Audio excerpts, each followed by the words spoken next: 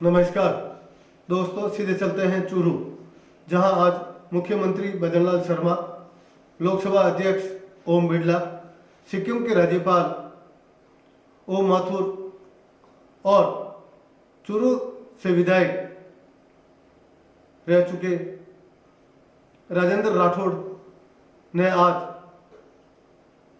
स्वतंत्रता संग्राम की लड़ाई लड़ने वाले योद्धा सगत सिंह की मूर्ति का अनावरण किया।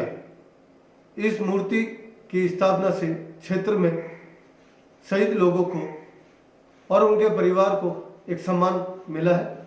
वहीं मुख्यमंत्री भजनलाल शर्मा ने इस दौरान कहा कि हमारी सरकार शहीद परिवारों के साथ है और उनको हर संभव सुविधा दी जाएगी।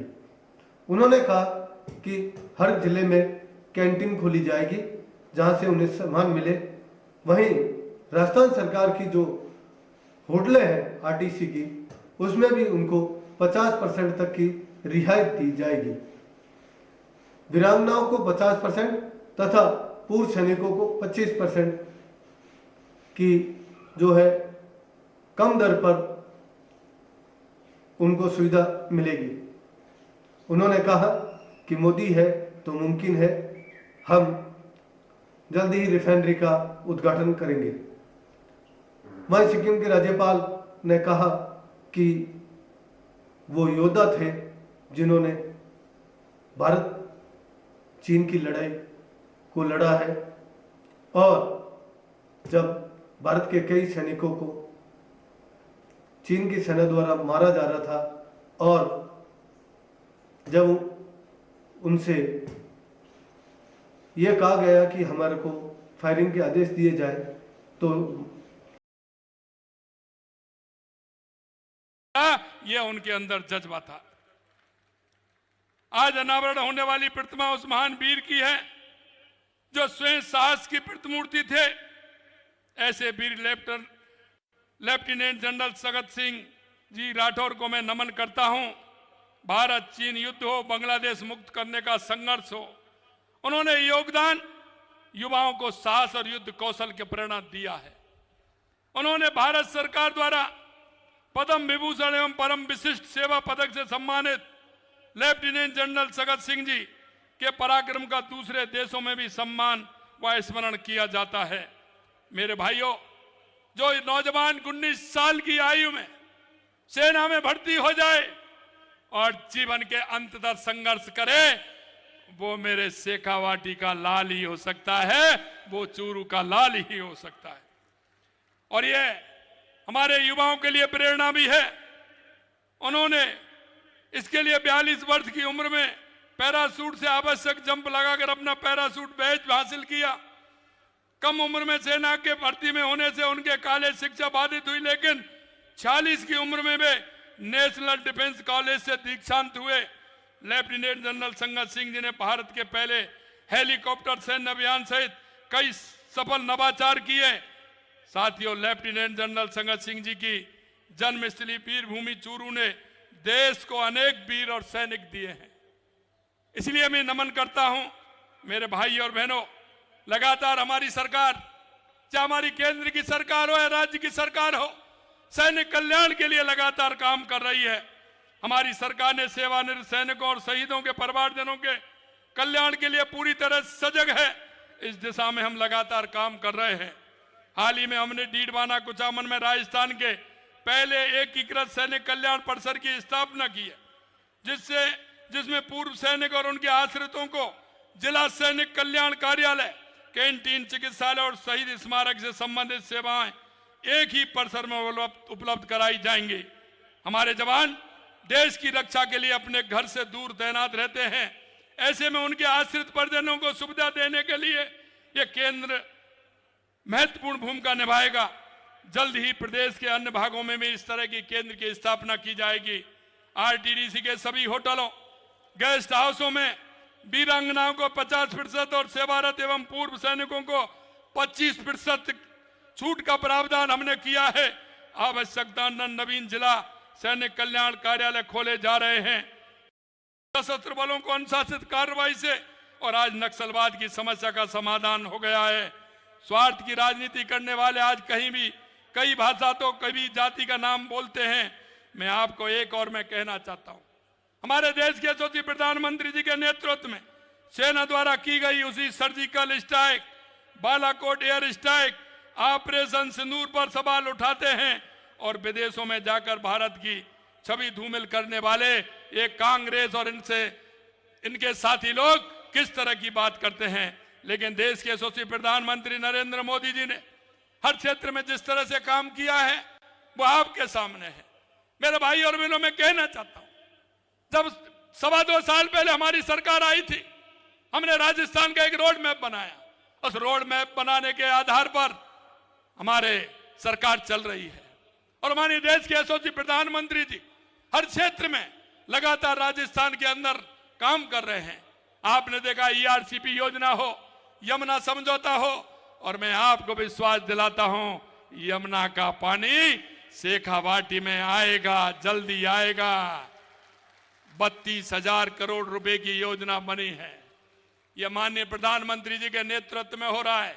यही नहीं मेरे भाई और बहनों, आपके नजदीक में हनुमानगढ़, गंगानगर है।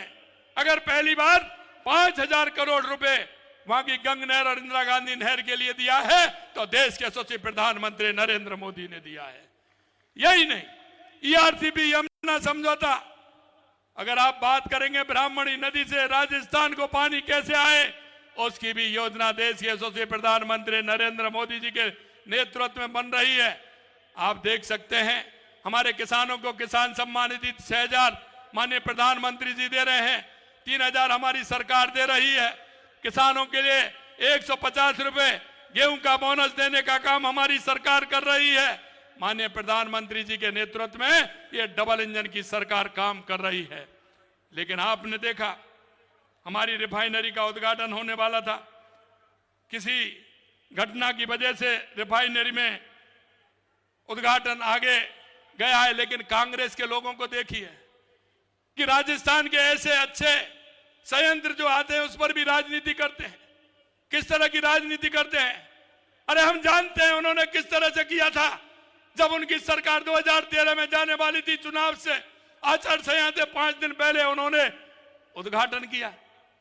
अरे आपने प्रावधान क्या किया? 4 साल उसको 5 साल उसको लटका के रखा। हमारे देश के यशस्वी प्रधानमंत्री नरेंद्र मोदी जी ने 2018 में उस रिफाइनरी का उद्घाटन किया, उसमें सुधार किया। राजस्थान का हिस्सा जो लंबे समय तक राजस्थान की सरकार को मिलेगा 26% माननीय देश के यशस्वी प्रधानमंत्री नरेंद्र मोदी जी ने किया। और आज मैं आपसे कह सकता हूं कि लगातार हम यह कार्यक्रम हमारा होगा, हमारी रिफाइनरी कुछ दिनों में फिर दोबारा से हमारा उद्घाटन होगा और देश के लिए यह रिफाइनरी सबसे बड़ी रिफाइनरी है। प्रदेश के लिए नहीं, ये देश के लिए बहुत बड़ा काम होगा जो माननीय प्रधानमंत्री नरेंद्र मोदी जी के नेतृत्व में होगा। जरा उनका भी हिसाब ले लीजिए कि उनका हिसाब किस तरह से हमें लेना है। वहां की जनता जानती है, आज भी वहां की जनता कहती है कि इन्होंने किस तरह के वहां घोटाले किए हैं। मेरे भाई और बहनों, इस कांग्रेस की आदत जिस तरह से रही है, आपने देखा नारी शक्ति बंधन संशोधन अधिनियम आया था, हमारी बहनों को 33% आरक्षण मिलने वाला था। लेकिन कांग्रेस कभी चाहती है क्या? क्योंकि इनको तो विरोध करना होता है। धारा 370 पर इन्होंने विरोध किया, AECC पर इन्होंने विरोध किया। जहां कहीं देश के हित की बात आती है वहां ये विरोध करते हैं, सेना का अपमान करते हैं। मैं आपसे कहना चाहता हूं मेरे भाई और बहनों, ये वही लोग हैं जो हमेशा शेखावाटी के लिए यमुना का सपना दिखाते थे, चुनाव आते थे तो ये झूठ के पुल बनाते थे। ये कांग्रेस के लोग हैं, आपने इनको अच्छी तरह से देखा है। मैं आपको यह कहना चाहता हूं कि जब हमारी सरकार आई है हमने MOU किया और हमारी DPR बन गई है। आने वाले समय में शेखावाटी को पानी आएगा, यह भी मैं आपसे कहना चाहता हूं। ये नारी का सम्मान नहीं कर सकते, किस तरह की इनकी स्थिति है। मैं आपको यही कहना चाहता हूं, ये हर तरह से हर काम का विरोध करते हैं। माननीय प्रधानमंत्री जी ने कहा था राजस्थान राइजिंग, राजस्थान में जब आए थे, राजस्थान राइजिंग तो है ही, रिलायबल भी है और राजस्थान रिसेप्टिव भी है और समय के साथ खुद रिफाइन करना भी जानता है। ये हमारे लिए ऐसा संकल्प है जो माननीय प्रधानमंत्री जी ने कहा है। मैं आपको हम विश्वास दिलाते हैं आने वाले समय में कई काम और होने हैं, कई और बड़े काम होने हैं। आपको चिंता करने की जरूरत नहीं है। आप अगर हमारे संकल्प पत्र को देखोगे तो आपको विश्वास होगा लगभग 74% हमारे संकल्प पत्र को हमने 2.25 साल के अंदर पूरा कर दिया है। और ये हम आपको विश्वास दिलाते हैं क्योंकि माननीय प्रधानमंत्री जी जो कहते हैं वो ही करते हैं। मोदी है तो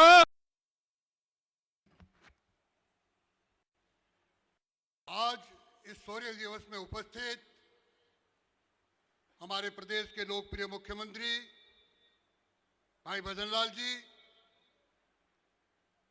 और पिछले दिनों आप रोज लगातार देख रहे होंगे जो लगातार मुस्कुराते हुए लोकसभा को चलाते हैं, ऐसे मेरे छोटे भाई ओम बिरला जी।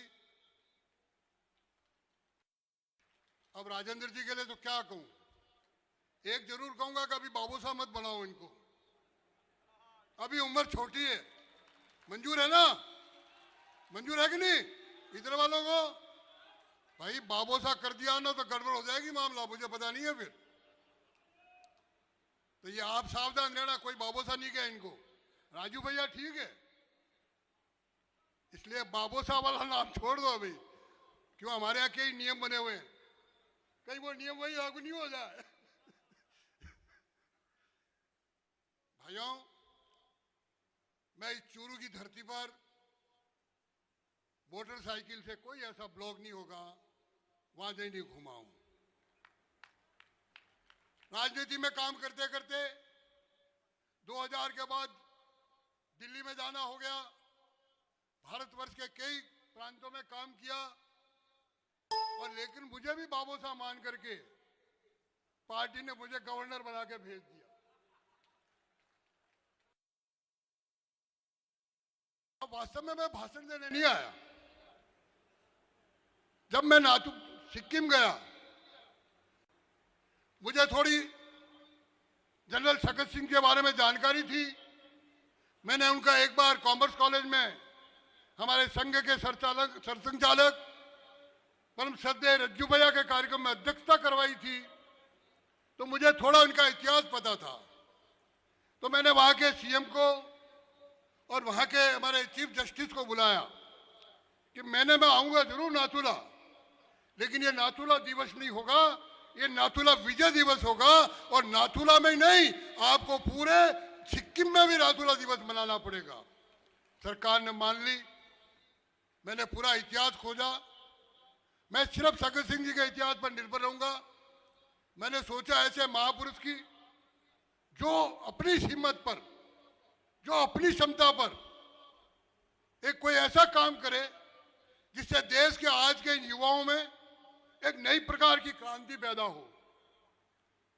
तो मैंने तय किया कि क्यों नहीं नाथुला पर एक अच्छी सकत सिंह जी की मूर्ति लगे, जो चाइना वाले रोज उसको देखते रहते हैं। मेरे भाई और बहनों, मेरे किसानों, यह है कि बाकी जगह सब जगह बॉर्डर पर एलओसी है, लेकिन यह जो सिक्किम वाला बॉर्डर है यह है LAC, line of actual surrender. तो उस समय जब 62 में युद्ध रुका और युद्ध विराम होने के बाद चाइना और हमारे सेना, लेकिन चाइना के मन में लालच आया हुआ था 62 का। उन्होंने सोचा अगर ये नाथुला परमानेंट हो गया तो हमको कहीं के नहीं रहेंगे। बाकी जगह उन्होंने काफी जमीन हड़प रखी थी, काफी कैजुअलिटी भी हुई थी। तो एक बार सकत सिंह जी और वहां के चाइना के पीएलए के कमांडर के साथ मीटिंग की। उस समय सकत सिंह जी साहब वहां मेजर जनरल यानी जेसीओ थे। उन्होंने मीटिंग की कि रोज का ये कन्फ्रंटेशन हो रहा है, हम एक बार टेम्परेरी वाइड फैंक्शन कर दें। वो मान गए चाइनीज। सोचा क्या है, मानने में क्या दिक्कत जाता है, इंडियंस तो बहुत कमजोर है, करने दो वाइड फेंसिंग, हम इसको भी छोड़ के भग जाएंगे, आगे चले जाएंगे। और अगर वो नाथुला पे कब्जा करते तो पूरा सिक्किम आज अपने पास नहीं रहता। तो वो जब 2-3 दिन आर्मी के जवानों ने बीआरओ के लेबर को लाके वायरिंग शुरू की तो चाइनीज के मन में खोट आई और यह खोट आई कि अगर वायर फेंसिंग हो गई तो ये तो नाथुला इनका चला जाएगा, तो हम सिक्किम कैसे हड़पेंगे? और सिक्किम हड़पेंगे तो जिनको वो कहते हैं नेक, वो ये गला है छोटा सा ईस्ट नॉर्थ ईस्ट जाने में, उस पर कब्जा करने का मौका मिलेगा। उन्होंने 5 दिन बीतने के बाद फायर खोल दी। हमारे लगभग 15-20 जवान शहीद हो गए। काफी कोशिश की, भाई फायर क्यों कर रहे हो, माने नहीं। तो उन्होंने हमके जनरल जो सिलीगुड़ी बैठते थे उनको फोन किया, साहब चाइनीज ने फोन कर दिया, तो उन्होंने कहा नो फायर। बड़े परेशान हुए और 2-4 दिन निकले, जब तक संख्या बढ़ती गई 25, 26, 30 तक चली गई। आखिर में उन्होंने अपने जनरल जो ईस्टर्न कमांड के जनरल थे उनको जब पूछा तो उन्होंने कहा नो फायर। आखिर में उन्होंने चीफ को भेजा, जब तक 60 जवान हमारे शहीद हो गए, उन्होंने नो फायर।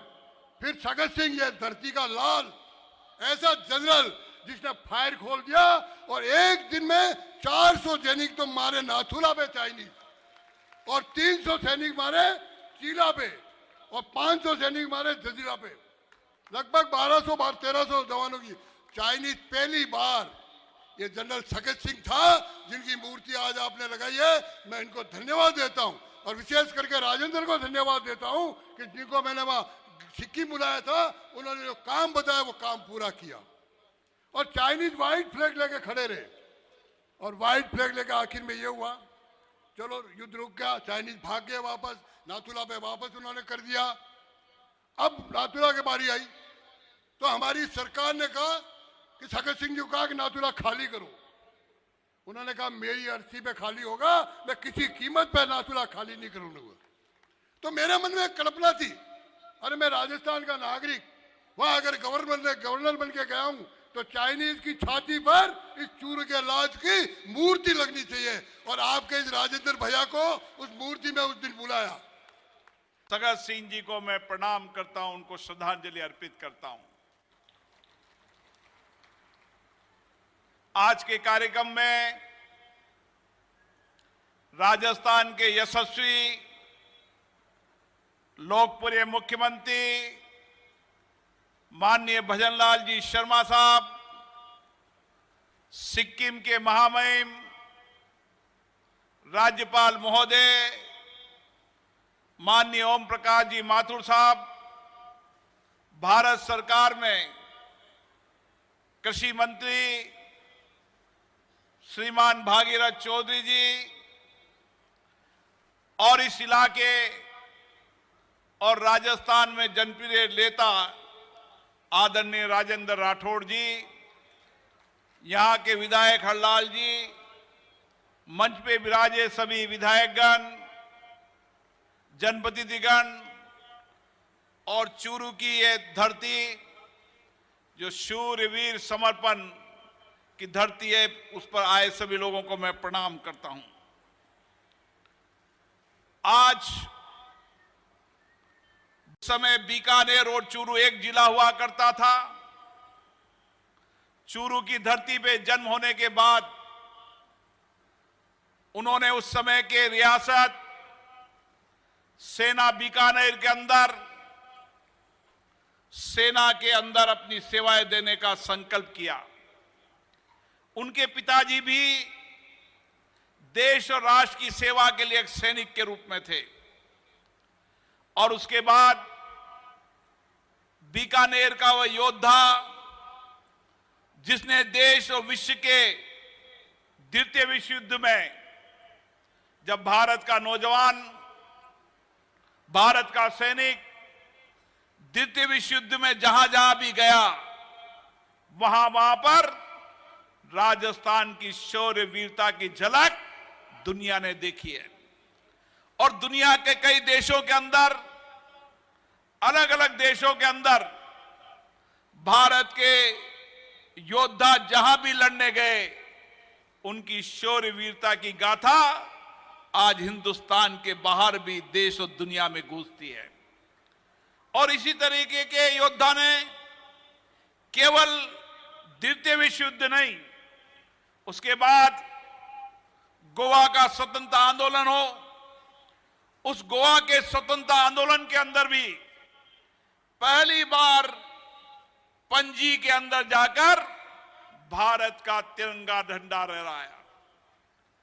और उसके बाद जैसा माथुर साहब बता रहे थे, इस कार्यक्रम में पधारे, मेरे विशेष अनुरोध पर पधारे मुख्यमंत्री जी तो पिछली बार भी हमारे बीच में आए थे। लंबे समय से मेरे मन में तमन्ना थी, विश्वविद्यालय के दिनों में जिनके साथ नौजवानों की राजनीति करने का मौका मिला था, आज इस लोकतंत्र की जननी, इस हिंदुस्तान के सबसे बड़े लोकतंत्र के मंदिर का जो सदारत करते हैं, ऐसे ओम जी बिरला यहां पधारे। आप मेरे प्रार्थना बनाए, मैं इस मरुभूमि पर, इस सूर्य की भूमि पर आपका स्वागत करते हुए अपने आप को गौरवान्वित महसूस करता हूं। सिक्किम के राज्यपाल, जिनकी प्रेरणा पर इस हिंदुस्तान के सैन्य इतिहास में लेफ्टिनेंट जनरल सगत सिंह जी के उस शौर्य के स्थल पर, नाथुला के बॉर्डर पर महामहिम राज्यपाल महोदय ने जब मुझे बुलाया और अपनी कठोर भाषा में ये कहा, राजेंद्र, जनरल सगत सिंह जी की मूर्ति उसी जिला मुख्यालय पर लगनी चाहिए। भाई साहब के नाम से यहां मेरे सामने बैठे हजारों कार्यकर्ताओं के बीच में आप इतने लोकप्रिय हैं। मैंने उस वक्त कहा था कि आप जब आएंगे हजारों की संख्या में इस मूर्ति के अनावरण में आप ही आएंगे। आप पधारे, मैं आपका स्वागत करता हूं।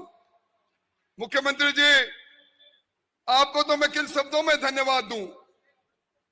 इस जिला स्टेडियम का नाम लेफ्टिनेंट जनरल सगत सिंह जी का नाम करके और इस राजस्थान की अपने शासन में तकदीर और तस्वीर बदलने का काम करने वाले, और आज ये जो सामने बैठे हैं, ये आपको इस शेखावाटी का भागीरथ इसलिए कह रहे हैं कि यमुना का जल इस प्यासी धरती पर आए, इसका संकल्प लेने वाले लालों के लाल भजन लाल जी का स्वागत करते हुए मैं गौरवान्वित महसूस करता हूं। आज इस अवसर पर हमारे किसानों के नेता भागीरथ चौधरी जी,